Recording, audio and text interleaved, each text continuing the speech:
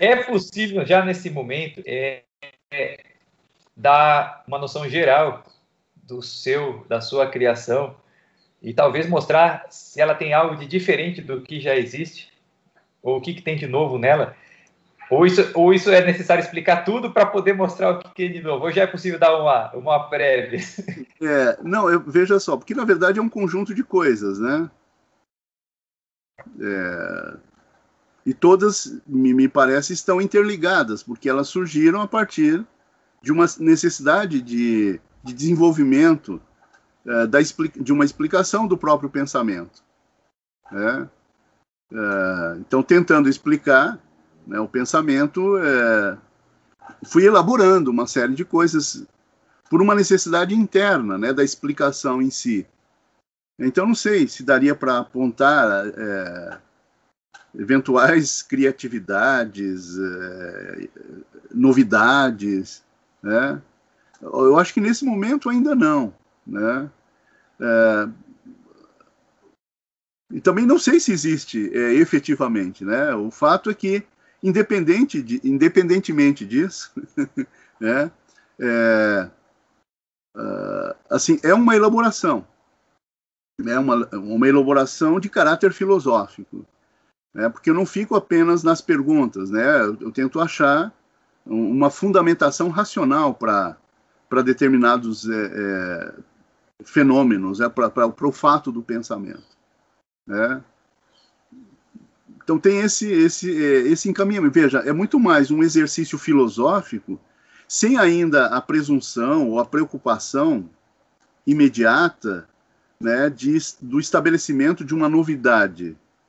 O fato tem uma questão que me incomoda, né, que me chama a minha atenção, e eu sinto uma necessidade muito grande de enfrentá-la, né?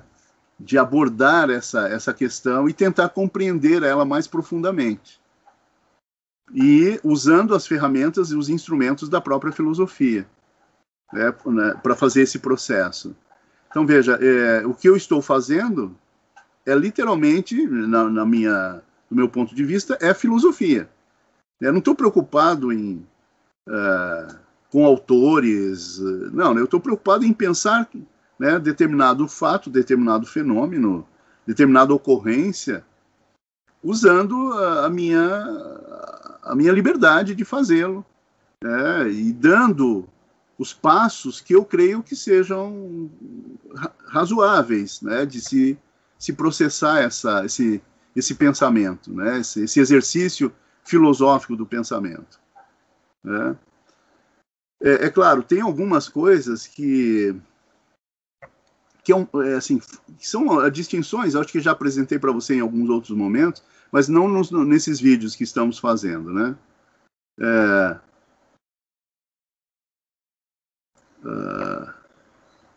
Veja, né, às vezes algumas distinções, elas são decisivas para o exercício do pensamento. E uma que foi, né, essencial e decisiva na minha vida, né, na minha existência, foi separar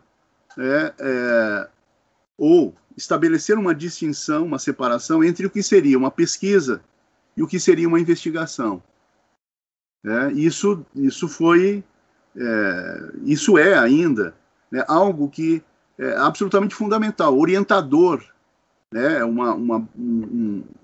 uma distinção simples, absolutamente simples, mas que tem consequências seríssimas no conjunto e no próprio exercício do pensamento, né, que é a separação que eu faço entre pesquisa e investigação. Né? Assim, muito resumidamente, a pesquisa é quando você direciona o seu pensamento para o pensamento do outro. Né? E principalmente para a expressão do pensamento alheio. Né, através de textos, né, através de uma certa literatura. Né? E a pesquisa toda é o pensamento sobre o pensamento de outrem, baseado em textos, baseado em livros, né, em manifestações do pensamento. E isso, para mim, é uma coisa. né? Importante, significativa, não resta dúvida. Todavia, por investigação, eu entendo o exercício do pensamento ou a partir de um objeto da realidade, ou a partir de um conceito, de uma compreensão de algum objeto, de algo da realidade. Tá, e me parece também o seguinte, quando você pega um objeto da realidade, alguma questão, e você vai na pesquisa, você pega um pensador como intermediário daquilo. Você vai no que ele pensou sobre aquilo. Agora, quando você faz a investigação, você não tem intermediário, é você direto com relação ao problema, a partir de si próprio. Vamos ver até onde eu chego com meus próprios passos, né? Isso, exatamente. Porque assim, da mesma forma que alguém criou, eles criaram, né? E se torna novo, porque como cada ser é único, cada ser é único, obviamente tudo que aquele ser fizer vai ser único também, naturalmente, sim, e vai acabar sendo novo naturalmente. Vai ser diferente, né? Vai ser diferente. Pode até chegar, às vezes, num resultado igual, semelhante, mas vai ter alguma diferença, Vai, dependendo do encaminhamento que for dado, da criatividade em explorar as questões, a capacidade, a argúcia de abordagem de determinadas coisas, mas isso é imponderável, isso depende da individualidade de cada um. Mas isso já é uma coisa que mostra o que tem de bacana de fazer esse exercício, o que tem de... Já é um ponto diferenciado de outros canais, de outras exposições, né? Vamos ver como é que nasce o pensamento filosófico, como é que nasce uma filosofia. Isso, né? Então, veja, essa é uma distinção que eu fiz há muitos anos, né? Pensando nos problemas e tal. E por que eu fiz essa distinção? Porque, para mim, há uma grande confusão acadêmica, né? E há uma espécie de dogmatismo em relação ao exercício do pensamento, em que, academicamente, ele só é aceitável se realizado a partir do pensamento do outro. Veja, nenhum problema em relação a isso. Eu acho que isso é razoável, né, que você procure conhecer o pensamento alheio, se aprofundar no pensamento alheio. Mas, do meu ponto de vista, isso não é praticar filosofia. Isso pode ter outras designações. Você pode chamar isso de história... Isso é uma dublagem. Isso é uma dublagem. Você pode chamar isso de história da filosofia, você pode chamar isso de filologia filosófica, né? Porque você aborda o texto, o detalhe do texto, o conteúdo do pensamento. Você pode chamar isso de interpretação. Quer dizer, existem várias designações possíveis, né, para esse tipo de exercício. Legítimo, não há nenhum problema. Mas só que eu acho que isso não é o efetivo exercício filosófico, a prática do pensamento filosófico. A prática do pensamento filosófico só se torna possível quando você tem um objeto seu. Ou seja, quando você começa a pensar sobre algo segundo os recursos, o potencial da sua própria capacidade de pensar. Ou seja, você se liberta o seu pensamento para que ele teça as considerações que ele julgar convenientes e necessárias, razoáveis, né? Porque ele sempre pode se rever em relação ao objeto que está pensando, pensá-lo sobre outros ângulos, né? Mas se isso sempre feito com total liberdade, né? E, no meu caso, né, eu acho que talvez seja o caso essencial da filosofia, apartado de qualquer necessidade de vincular isso ao pensamento de quem quer que seja. Ou seja, é o meu pensamento, é eu pensando, com os meus recursos, com as minhas limitações e com as minhas virtudes, né? Se isso vai gerar algo extraordinário, algo novo e tal, pode até ser, né? Mas não é o que deve interessar. Veja, tem uma frase, né, que o importante não é você chegar a algum lugar, o importante é você caminhar até chegar em algum lugar, né? E o mais legal é o caminho, não o resultado, efetivamente, né? Mas é claro, você não obtém aquele resultado sem passar por determinado itinerário, sem seguir determinado procedimento e processo de pensamento. Veja, essa distinção, ela resguarda o direito à liberdade e a legitimidade do próprio exercício.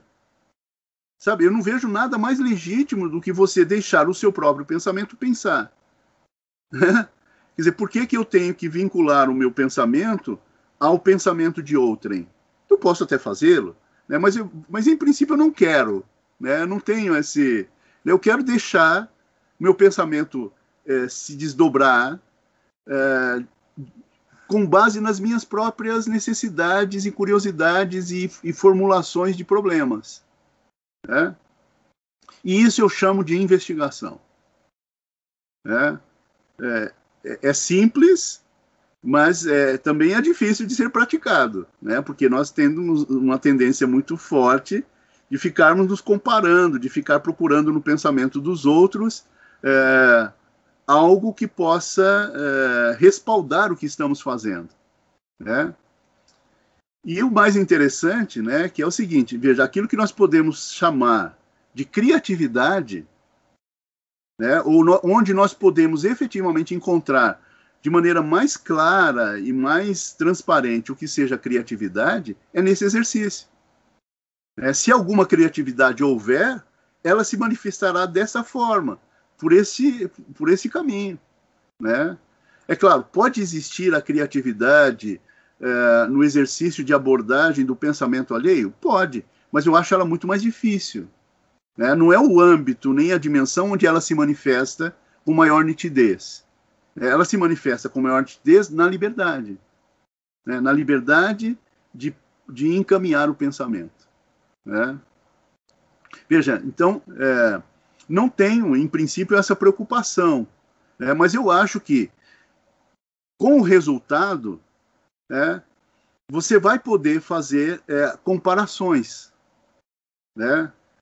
E, eventualmente, procurar o que há de diferente e, eventualmente, original naquilo que foi pensado. Tem alguma coisa ali que é diferente? Pode ter. Mas aí não é uma incumbência minha fazer isso. Mesmo porque, que é o seguinte, deve ter um monte de pessoas pensando nesse exato momento em outros lugares do planeta, em outras circunstâncias, e elaborando também pensamentos filosóficos.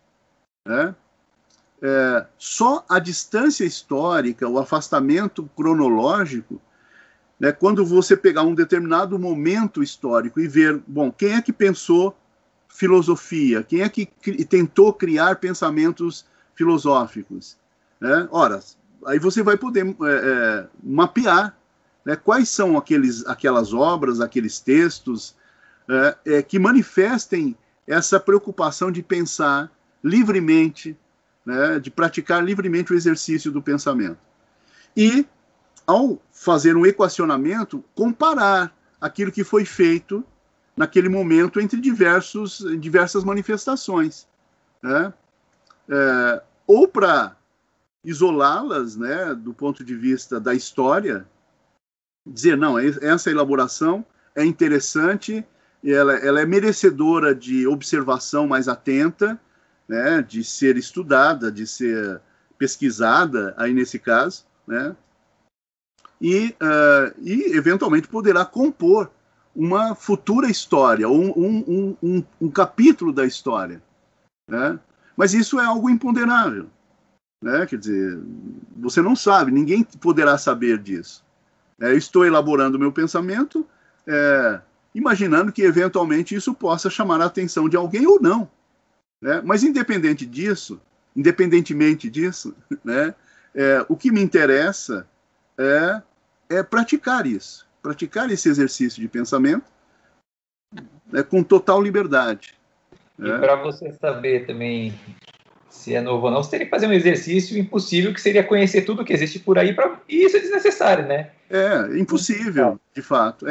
Não posso conhecer tudo, nem saber de tudo. Mas posso sim, de maneira livre, autônoma, autossuficiente, elaborar um pensamento, expressar esse pensamento, torná-lo claro tanto quanto possível, de forma literária, muito mais que no processo oral, né? A forma literária me parece muito mais sólida, né? E muito mais consistente, né? Porque ela é passível de contínua revisão.